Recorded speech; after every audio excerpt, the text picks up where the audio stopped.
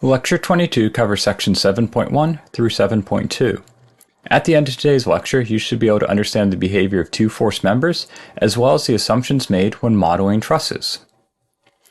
In our analysis of trusses, frames, and machines, we often find some uniquely loaded members.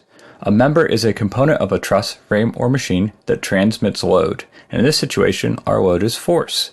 This unique member that we often encounter, especially in trusses, is a two-force member. A two-force member is one where the loading on the member exists purely in the axial direction, or along the length of the member. Due to this nature of loading, there can only be two forces acting on the member. These forces must be equal in magnitude, opposite in direction, and collinear. Let us see what a two-force member looks like. Let us consider a situation where a porch pillar is being replaced. In panel A to the left, we see the pillar is holding the porch roof up. In panel B, a brace is put in place while the pillar is removed. We want to know the forces acting on the pillar and in what direction they act.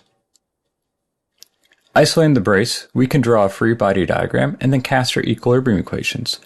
Looking at our free body diagram, we see we have RAY, RAX, RBY, and RBX. RAY is the reactionary force the ground is providing on the brace to counteract the weight of the porch, RBY. RAX and RBX are frictional forces exerted by the ground and the porch roof respectively. If we sum our forces in the x direction and set them equal to 0, we see that RAX must equal RBX.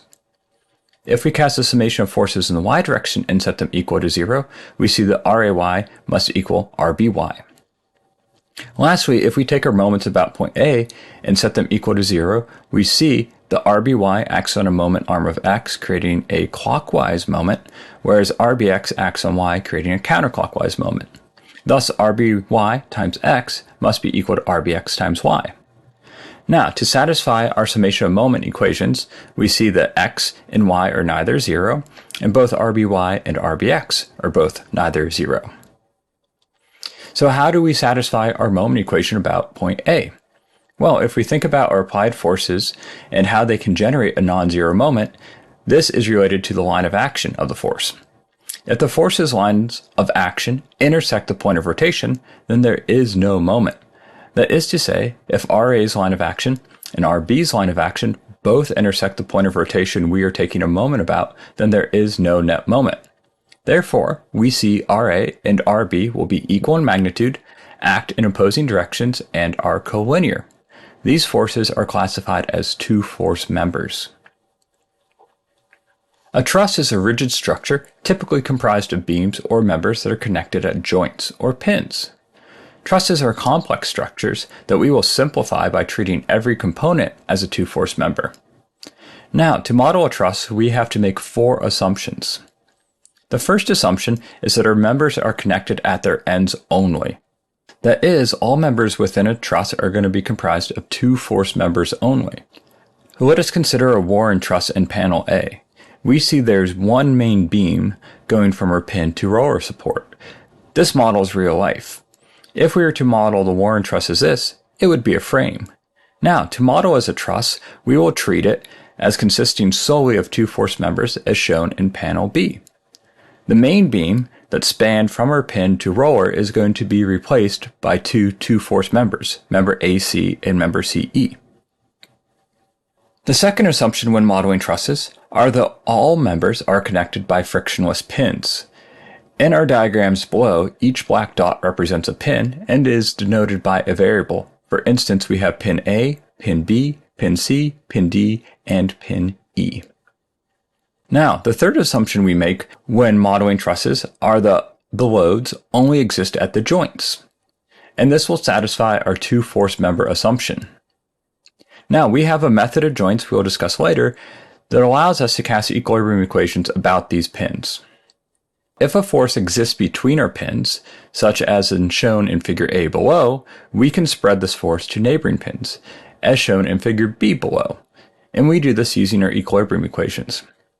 For example, let's look at panel A, where we have a force F acting 1/3 of the length of member AC from pin A. We cannot have this force acting on the member, it must be acting on the end of the member. And therefore, using our equilibrium equations, we can determine how much of this force will be applied at pin A and how much of this force will be applied at pin C. If we sum our moments about point A, we'd see F would act on L per 3, creating a clockwise moment, where RCY would act on a moment arm of L, creating a counterclockwise moment. Therefore, we can say RCY, the force acting on pin C, is going to be F per 3, and we'll apply F per 3 at pin C using Newton's third law. If we sum our forces in the y direction, set them equal to 0, we'd see RAY plus RCY would have to be equal to F, which means RAY would be equal to 2/3 of our applied force. This is shown in panel B. Our last assumption is the weight of our member may be neglected. A truss typically weighs much less than the load it supports, often by a factor of 100. If we do want to consider the weight of the member, we can cheat and add half the weight of the member to each of the joints. This is identical to item 3 as discussed on the previous slide, and is shown for member BD below. In panel A, let's assume the weight of member BD acts halfway between points B and D. Now, if we apply our equilibrium equations about this member, we can take the sum of the moments about point B and set them equal to 0. Our weight acts 1/2 of the length away from point B, creating a clockwise moment, whereas the reactionary force at pin D would act on a moment arm of L, creating a counterclockwise moment. Therefore, RDY would be equal to 1/2 of our weight of our member, and we can apply this downward at pin D.